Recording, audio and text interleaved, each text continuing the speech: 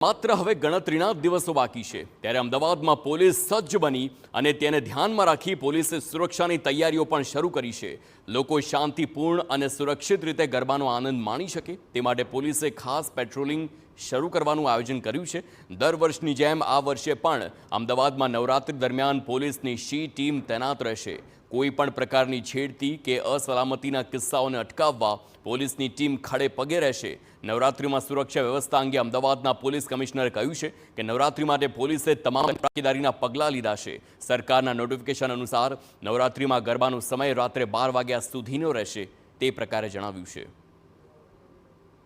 નવરાત્રી જે આવી રહી છે એની આપણે બધા તૈયારીઓ થઈ રહી છે। એમાં ખાસ કરીને પોલીસની પેટ્રોલિંગ ત્યાં વ્યવસ્થિત થાય, સી ટીમને પણ આપણે ત્યાં સ્ટેશન થાય એ ત્યાં પેટ્રોલિંગ કરે અને કોઈ એવું બનાવ ના બને એ માટે આપણે તમામ તકેદારીના પગલાં લઈ રહ્યા છીએ। સીસીટીવીની આપણે ખાસ કરીને આપણે સૂચના આપી છે કે કંટ્રોલથી મોનિટરિંગ થશે। સીસીટીવી જે ફીડ થાય છે એમાં પણ મોનિટરિંગ થાય અને વ્યવસ્થિત કોઈ ગુનો ન બને એ માટે પોલીસ તમામ કાર્યવાહીઓ કરી રહી છે।